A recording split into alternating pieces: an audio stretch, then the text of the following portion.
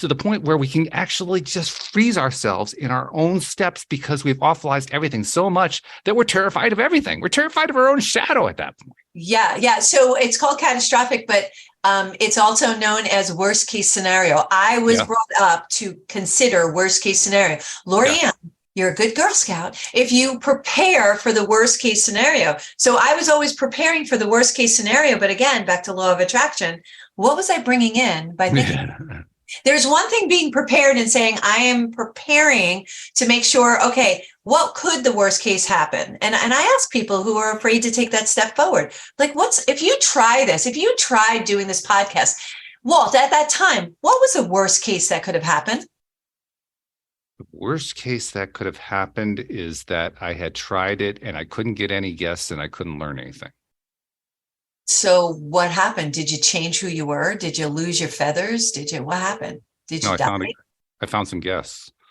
You found guests. Yes. It was just pretty simple. It was straightforward. Yeah. So again, we're going worst case. I like the awfulness. I love that. Awfulizing. I credit that to Joel Elston. He came up with that term, and I think it's fabulous. That's fantastic. I love it. I'm so stealing it. So let him know. Absolutely, yeah. No, and he has given me license to give it to people like you. So feel free. Oh, awesome! Thank you, and thank him when you see him. But it's that kind of, and again, all goes back to what mindset. Yeah, that's right. We have actual complete control of everything that we do. If we take 100% responsibility, if we stop the blame game. Oh, it's bad weather. No, that's huge. Stopping that blame game. Oh my God. That blame game is terrible. Oh, it's the government. Oh, it's my teachers. Oh, it's my parents. Oh, it's, people are being mean to me. Stop it. Just stop it. I can give you something that really made a big difference for me in terms of stopping that blame game. Because the blame game is based on morality, ethics. It's based on what's right and what's wrong and all that kind of thing. What you think is, yeah. And so I said, I was doing a conversation with one of my co-hosts, Cindy Chavez, and she pointed out, well, why are we thinking about it that way? Why don't we change the way we think about it? And I said, what do you mean? She says, well, instead of thinking about things as being right or wrong or good or bad, let's think of them as preferred or not preferred, liked or not liked. Yes. And I thought, whoa, that's powerful, because now we've just taken all of the negative angst out of it. Yeah. Here's another way to think of it. So in order to learn what we want, we have to understand what we don't want. So if we don't have the don't wants, we never learn what we want. Think about it. I don't like spinach. Have you ever tried it? No. How do you know? Okay, I'll try it. Nope, I don't like. I do actually. I love spinach, but I love spinach. So it was something that was in the yes column. But we have to try it, and unless we're trying things, you never know.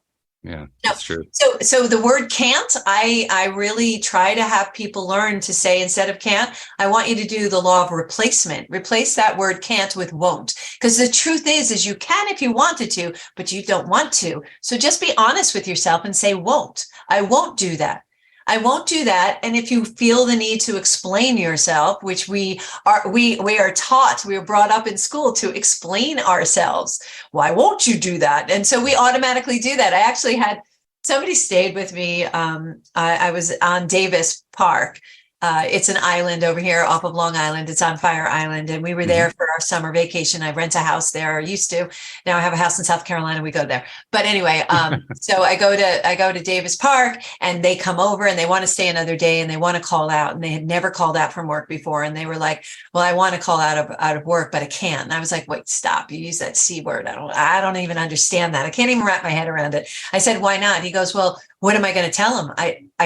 I said, just tell him you're not coming in today. And he goes, can I do that? I said, do you have days off? He goes, yeah. And I said, so why don't you just take your day off? So just call up and say, I won't be in today. Not I won't be in today because I have a cough. That's not good. Right. I said, you don't have to go in. I'm not coming in today because I really love it on the beach and I want to stay another day. That probably won't go over well for long-term employment. Right. I said, just call up and say that you won't be in today. So he goes, okay. And he paced for about 2 minutes, and I was just do it. So he picked up the phone. He made the phone call. And he said, whatever the person's name is who picked up, I won't be in today. And they were like, okay, see you tomorrow.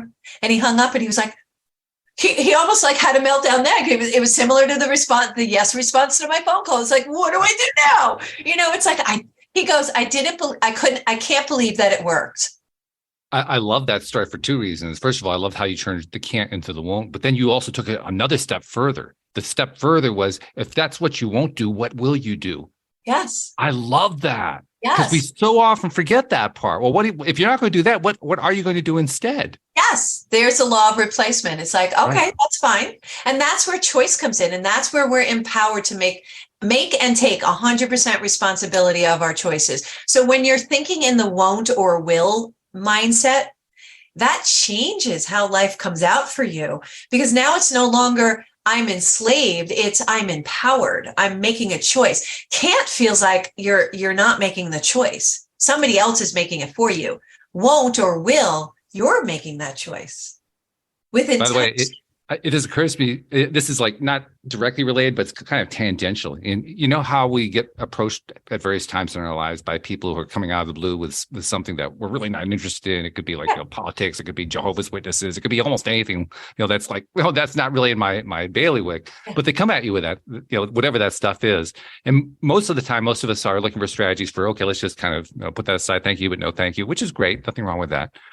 But if on those rare occasions where you want to be able to interact, but you don't want to play their little game, there's a fun thing you can do along this line, what we're talking about here. Sure. And that is they propose something to you, which is almost invariably proposed in negative format.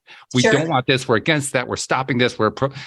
Ask them to tell you what they want instead. They will invariably follow up with, well, I want to not have this. I want to not have that. No, take the not out. Tell me what you actually want instead. Yes. And then watch them stutter over their own words, trying to figure out what to say. It's very amusing. And then suddenly they just want to get away from you instead of you wanting to get away from them. So true. And that's the really yummy part about being a coach too, is those word games that you can really turn it around and have people look in it from I always call it changing your lens. Look at it with a different set of lens. It's like, it's what you will do or won't do, and be honest with yourself. Yeah. Be honest. And it's not about anybody else. It's all about being honest with yourself. And when you start here, change starts here. Gandhi, change starts with us. That's right. So if you change here by sheer leadership and action, you're showing other people how to do it better. So there's the vibrational aspect to that too, because we know how vibration works with law of attraction. Like attracts like. If you have a high vibration, not only is it helping you, but you're passing it along to anybody else who's in the immediate vicinity, and people who aren't even in the vicinity because they heard you on a podcast or they read something that you wrote in a post somewhere or something that you put on social media. The vibration just continues onward. Without a doubt. So I challenge all the listeners for the next week, just 7 days. Every time you use the word can't, I want you to stop yourself, replace it with won't, see what happens, see how it changes your life. I'm going to challenge, and I'm challenging you, Walt, to do that too. Although I don't hear the word can't come out of your mouth. You're so positive. Your languaging is so positive. I make it a point to do what you just said, and also wherever I can remember to take it to what will I do instead? I love that flip. That's a fun exercise to learn how to do. How often can I flip whatever it is I'm talking about? Yeah. It's and again, what does that go back to? Awareness, mindset. When you're aware of the language you use, when you're aware of, you'll hear me say languaging, right? When you're aware of your own languaging, when you're aware of your own actions, now you're really taking responsibility. And it's those little tweaks that make a difference. Words count, words matter. One of the things I like about what Anthony, my life partner, says, and I hated it at the beginning, and I was like, stop saying that. He would say when he didn't want to do something, he goes, that doesn't work for me. And I was like, that's so annoying. What does that mean? Because it's a hard stop. And I love that. Now I use it all the time, is that doesn't work for me. What it does is it doesn't say what you're doing, what you want to do, Walt, is bad or wrong. It says, I just don't want to do it. Without saying can't or won't or anything like that. That doesn't work for me. It's a hard stop. You can't even get around that. Try. Not really. No. That doesn't work for me. Okay. Now what? That's why I've had people get pissed at me. I think you probably have too, but I've had people get pissed at me for saying that. I have too. Because I've ruined their agenda, whatever their agenda was, Yeah. Because we're always trying to manipulate somebody to do something. Yeah.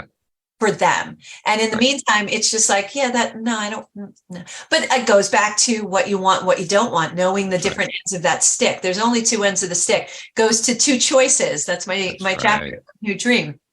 Only two choices. What you will do and what you won't do. Yes. It's not what you will do and what you can't do. It's what you won't do. It's stop or go. It's move or don't move. That's such an important thing too, taking that can't out, because you laid it out really nicely, but that can't is actually, like you said earlier, I'll rephrase it. It's an excuse to not take action. Justifiable excuse to not take action. Absolutely. Yeah. And that's a blame. It's a blame. And blaming yourself, which is the worst part. Yeah, it's a blame. It's a blame. And it's just, I'm trying to be polite. Won't sounds harsh. You're not being polite by saying can't. No. We're not disguising. Everybody knows what you mean. So just be honest. Be honest with yourself. Be honest with someone else. And if that doesn't work, use that doesn't work with you. That's a great phrase. That's a full stop. And I love it. Oh my gosh, Walt, I cannot believe our time has come to an end. What's your why? Why do you do what you do, real quick? Oh my God, why do I do what I do? I don't have enough time for that one. All I can suggest is this. If you want to find out what I do, tune into the podcast. You can find LOA Today anywhere. You can find LOA all Today. the podcasts. LOA.com. Go visit Walt. .net. No, it's actually .net. Oh, .net. I'm so sorry. .net. Yeah. .net. LOAtoday.com. .net. Again. Oh my gosh. LOAtoday.net. That's the one. You know what? The information will be below this. Don't worry about it. All the right links will be there. Just go over, see Walt, follow him. It will become addictive. I'm telling you, I started listening and now I keep going backwards in the podcasts of his, because I started today and I'm working backwards, and you're brilliant. You're really wonderful. You're a wonderful interview. And I love hanging out with you. I would love to invite you back to be one of my quarterly coaches in my coaching corner. How could I resist that? I mean, come on. That's a no-brainer. Awesome. And I did it on air, so you can't back out. That's true. Well, I won't try. Believe me. I'm loving this. This is fun. I love this time together. Thank you so much for today, Walt. You're just brilliant. And thank you all today for joining us on Healthy Lifestyle with Lorianne. I hope we earned the privilege of your time. Again, I want to thank Walt Thiessen for being on with us today and sharing his yumminess. And I really hope that you enjoyed it as much as I did. Thank you again for joining us. Look for our show next Saturday. Until next time, play a higher role, serve a higher purpose, show up for you, and show up big. Have a great day.